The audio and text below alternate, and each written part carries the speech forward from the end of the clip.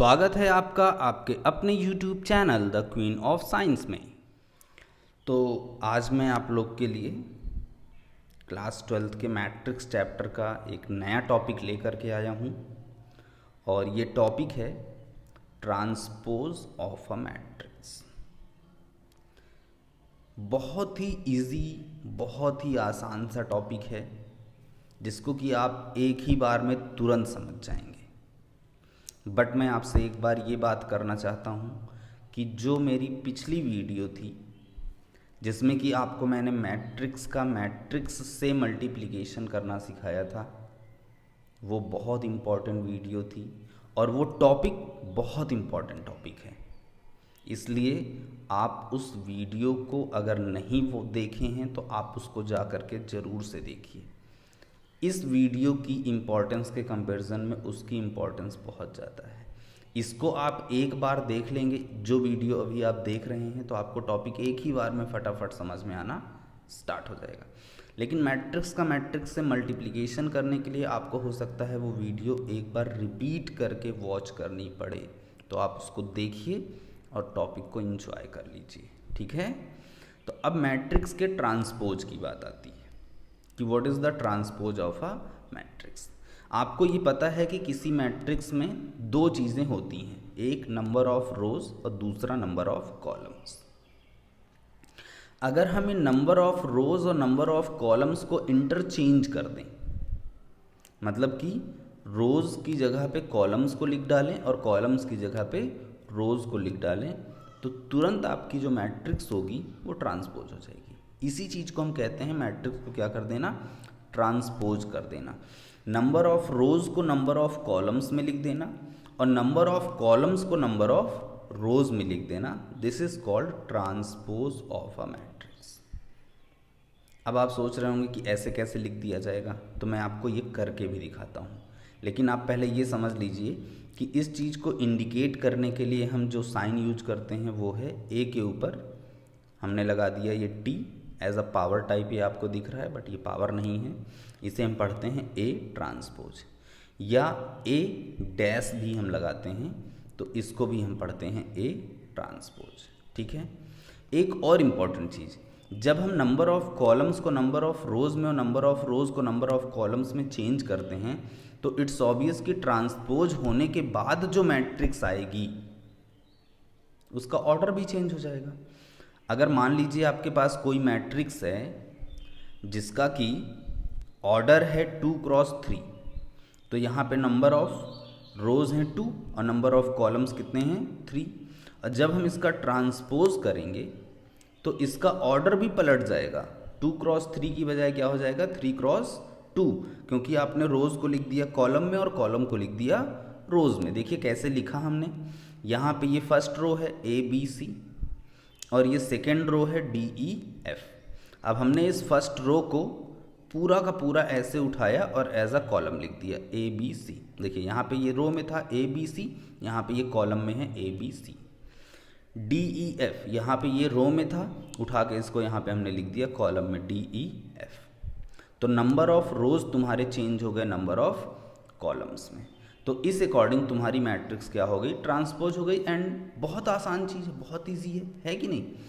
और सिर्फ एक बात का ध्यान रखना है कि ऑर्डर चेंज हो जाएगा। अब मान लीजिए अगर स्क्वायर मैट्रिक्स है तब तो फिर कोई बात ही नहीं है, क्योंकि उसमें नंबर ऑफ कॉलम्स उतने ही होते हैं जितने रोज होते हैं। तो 2 क्रॉस 2 की स्क्वायर मैट्रिक्स है, जब उसका ट्रांसपोज करोगे तो ऑर्डर 2 क्रॉस 2 ही रहेगा, बट एलिमेंट्स डिफरेंट जगह पे दिखने लगेंगे, ठीक है। अब इसके बाद बात आती है कि ट्रांसपोज की प्रॉपर्टीज़ क्या होती हैं।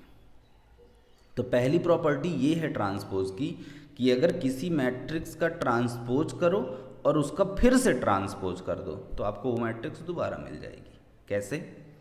ऐसे आप इसको लिखेंगे कि ये है ए ट्रांसपोज का transpose equals to matrix itself, ठीक। ये आपके पास मैट्रिक्स ए है, हमने इसका ट्रांसपोज किया तो ये जो रोज थी ये कन्वर्ट हो गई किसमें, कॉलम्स में। अब हमने इसका दोबारा ट्रांसपोज कर दिया तो ये जो कॉलम्स हैं ये कन्वर्ट हो जाएंगे किसमें, रोज में। तो सिंपली ये आपका क्या हो गया, दोबारा से वही मैट्रिक्स मिल गई जहाँ से हम चले थे। तो ये मतलब हो गया कि किसी मैट्रिक्स का ट्रांसपोज वही मैट्रिक्स खुद होती है। ठीक है, इसके बाद अब हम लोग इसकी नेक्स्ट प्रॉपर्टी को डिस्कस करेंगे। इसकी नेक्स्ट प्रॉपर्टी है हमारी, for any two matrices A and B of the same order. हाँ, यहाँ पे आप इस बात का ध्यान रखेंगे कि यहाँ पे जो दोनों मैट्रिक्स हैं उन दोनों मैट्रिक्स का ऑर्डर सेम है, ऑर्डर सेम है, क्योंकि अब हम यहाँ पे प्लस भी करेंगे, मतलब एडिशन भी करने जा रहे हैं। और एडिशन के केस में आपको ये चीज़ पहले से नॉलेज है। क्या नॉलेज है? कि अगर हम किन्हीं दो मैट्रिक्स का सम करते हैं तो उनका ऑर्डर सेम होगा तभी सम कर सकते हैं। ठीक, तो ट्रांसपोज के केस में क्या है कि अगर किन्हीं दो मैट्रिसेस के सम का ट्रांसपोज है तो ये इक्वल होगा उनके इंडिविजुअल ट्रांसपोज के सम के। ठीक, जैसे आपको कोई दो मैट्रिक्स ए और बी दे दी गई तो आप पहले उन दोनों को ऐड करिए फिर ट्रांसपोज करिए, या पहले उनको आप ट्रांसपोज कर लीजिए फिर ऐड करिए, दोनों ही केस में आपको आंसर सेम मिलेगा। क्लियर?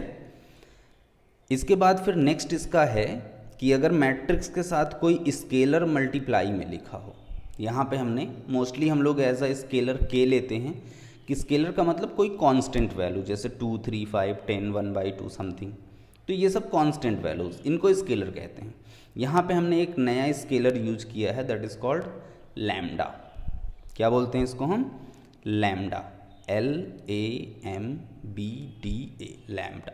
ठीक, तो इसको हमने ए से मल्टीप्लाई किया और हमने इस पूरे का ट्रांसपोज ले लिया।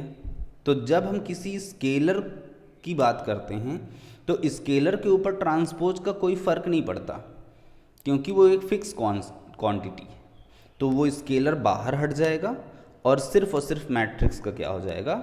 ट्रांसपोज हो जाएगा। अब ये लास्ट में जो प्रॉपर्टी है सबसे इम्पॉर्टेंट है ये ट्रांसपोज की, कि अगर हम किन्हीं दो मैट्रिक्स के प्रोडक्ट का ट्रांसपोज कर रहे हैं तो उसका जो रिजल्टेंट होगा वो उनके ट्रांसपोज के प्रोडक्ट का ही होगा, लेकिन उनका ऑर्डर चेंज हो जाएगा। ए बी का ट्रांसपोज इक्वल होगा B transpose into A transpose, इसीलिए इसको हम रिवर्सल लॉ ऑफ ट्रांसपोज कहते हैं, क्योंकि चीज़ें क्या हो जाती हैं? रिवर्स हो जाती हैं। इसमें ए बी लिखा है तो बी ए हो गया। ठीक है ना, ये बहुत इंपॉर्टेंट रूल होता है। अगर आपने गलती से ए बी ट्रांसपोज, जैसे मान लीजिए पता ना हो, हमें ये पता है कि ए प्लस बी ट्रांसपोज था, तो इसको हमने उठा कर क्या लिख दिया? A transpose plus B transpose लिख दिया। तो अगर ऐसे ही मल्टीप्लाई में भी आप कर दो कि ए बी ट्रांसपोज है, ए बी का ट्रांसपोज है, और आपने कहा कि यार अगर वैसे वहाँ पे होता है तो यहाँ पे भी ऐसे ही हो जाएगा, आपने लिख दिया A transpose multiply B transpose, तो ये गलत हो जाएगा, फिर आपका आंसर ही नहीं निकलेगा। ठीक है कि नहीं? क्योंकि मैट्रिक्स में अगर ए बी पॉसिबल है तो बी ए भी पॉसिबल है, ऐसा कोई ज़रूरी नहीं होता। ये तो आप सीख ही चुके हैं पिछले वीडियो में। तो इसलिए ये रिवर्सल लॉ ऑफ ट्रांसपोज है, A B transpose is equals to B transpose into A transpose. ठीक है, इसके बाद फिर नेक्स्ट टॉपिक है हमारे पास सिमेट्रिक मैट्रिक्स। ये भी बहुत ईजी टॉपिक है, सिमेट्रिक मैट्रिक्स भी। सिमेट्रिक मैट्रिक्स और इसके बाद एक और हम डिस्कस करेंगे स्क्यू सिमेट्रिक मैट्रिक्स। ये दोनों ही टॉपिक स्क्वायर मैट्रिक्स पे अप्लाई होते हैं, किसी भी ऑर्डर के मैट्रिक्स पे अप्लाई नहीं होते, सिर्फ ऐसे मैट्रिसेस पे अप्लाई होते हैं जिनमें नंबर ऑफ रोज और नंबर ऑफ कॉलम्स सेम होते हैं, मतलब कि जिनको हम स्क्वायर मैट्रिक्स कहते हैं। अब सिमेट्रिक मैट्रिक्स दिखते कैसे हैं, होते क्या हैं? अगर किसी मैट्रिक्स का ijth एलिमेंट jith एलिमेंट के इक्वल होगा तो वो मैट्रिक्स आपका सिमेट्रिक मैट्रिक्स होगा। अब डेफिनीशन से ये चीज़ उतनी तो क्लियर नहीं होती, बट आपको एग्जाम्पल से ये पूरी क्लियर हो जाएगी। इवन मैंने इसको थोड़ा सा और डिफरेंट लैंग्वेज देते हुए लिखने की कोशिश की है। Element above and below diagonal, अगर स्क्वायर मैट्रिक्स है तो उसमें डायगोनल जरूर होगा, और मैं बात कर रहा हूँ मेन डायगोनल की, ठीक है ना, लीडिंग डायगोनल की। Element above and below the diagonal are same in respective places. जो डायगोनल होता है, लीडिंग डायगोनल, उसके अबव और उसके बिलो सेम एलिमेंट्स हो रिस्पेक्टिव प्लेस पे। जैसे देखिए यहाँ पे ये तो डायगोनल हो गया 3 4 9, ये 5 तो यहाँ भी 5 है, ये 6 तो यहाँ भी 6 है, ये 2 तो यहाँ पे भी 2 है।